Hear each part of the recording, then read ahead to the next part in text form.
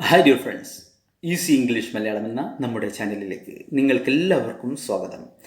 I am Abdul Razak, communicative English trainer. നമ്മുടെ English സംസാരത്തിൽ വാക്കുകൾക്ക് അവസാനം അപ്പ് എന്ന് ചേർത്ത് പറയാറില്ലേ? ഇന്ന് അത്തരത്തിലുള്ള രണ്ട് വാക്കുകൾ നമുക്ക് പരിചയപ്പെടാം. നമുക്കെല്ലാവർക്കും അറിയുന്നത് പോലെ തന്നെ ഗെറ്റ് അപ്പ്, മറ്റൊന്ന് കം അപ്പ്. ഇതെന്താണ്, എവിടെയാണ്, എങ്ങനെയാണ് നാം പറയേണ്ടത് എന്നുള്ളതിനെക്കുറിച്ചാണ് ഇന്ന് നോക്കുന്നത്. Get up. ഗെറ്റ് അപ്പ് എന്ന് പറഞ്ഞാൽ നിങ്ങൾക്ക് എല്ലാവർക്കും അറിയാവുന്നത് പോലെ തന്നെ എഴുന്നേൽക്കുക എന്നുള്ള മീനിങ് ആണ്. I generally get up early.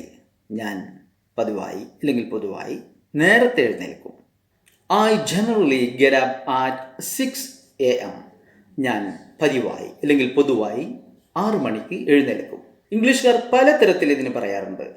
ചിലർ പറയുന്നത് ഐ ഗെറ്റ് അപ്പ് അറ്റ് 5. ഞാൻ 5 മണിക്ക് എഴുന്നേൽക്കും. മറ്റു ചിലർ പറയുന്നത് ഐ ഗെറ്റ് അപ്പ് 5. ഞാൻ അവിടെ അറ്റില്ല, എയുമില്ല. ചിലർ പറയുന്നത് I get up at 5 AM. മറ്റു ചിലർ പറയുന്നത് I get up around 5. Number 2, come up. Come up എന്ന് പറഞ്ഞാൽ മുകളിലേക്ക് വരിക എന്നുള്ളതാണ്.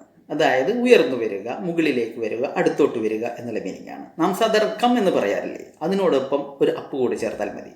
നിങ്ങളുടെ അവാർഡ് സ്വീകരിക്കാൻ ഇന്ന ആള് സ്റ്റേജിലേക്ക് വരൂ, അല്ലെങ്കിൽ എൻ്റെ ഫ്ലാറ്റിലേക്ക് വരൂ, അല്ലെങ്കിൽ ആ പ്രോബ്ലം ഇനിയും അതേപോലെ തന്നെ ഉയർന്നു വരാൻ സാധ്യതയുണ്ട് എന്നൊക്കെ പറയുവാൻ അവിടെ കം അപ്പ് എന്നാണ് വെക്കുക. To move toward someone.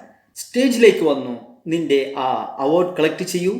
Please come up on the stage and collect your award. എൻ്റെ ഫ്ലാറ്റിലേക്ക് വരൂ, എൻ്റെ അപ്പാർട്ട്മെൻറ്റിലേക്ക് വരൂ. എങ്ങനെ പറയാം? Please come up to my flat or please come up to my apartment. ഇതുപോലത്തെ സെയിം പ്രോബ്ലം ആണ്, ഒരേപോലുള്ള പ്രശ്നമാണ് എപ്പോഴും ഉയർന്നു വന്നുകൊണ്ടിരിക്കുന്നത്. എങ്ങനെ പറയാം? The same problems come up every time. എന്നോട് അതൊക്കെ നീ പറഞ്ഞോ? എന്നാ എന്തെങ്കിലും ഇപ്പോൾ പെട്ടെന്ന് തന്നെ ഉണ്ടാവൂട്ടാ, ഉയർന്നു വരും. എങ്ങനെ പറയാം? I expect something to come up soon. എല്ലതും നന്നായി വരൂടോ, എല്ലാം നല്ല രീതിയിൽ വരും, എല്ലാം ശുഭമായിട്ട് വരും. എങ്ങനെ പറയാം?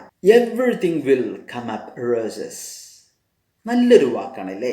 നിങ്ങൾക്കിത് ശുഭമായിട്ടുള്ള ഏത് മുഹൂർത്തത്തിലും നിങ്ങൾക്കത് ഉപയോഗിക്കാം. Everything will come up roses. Roses എന്ന് പറഞ്ഞാൽ എന്താണ്?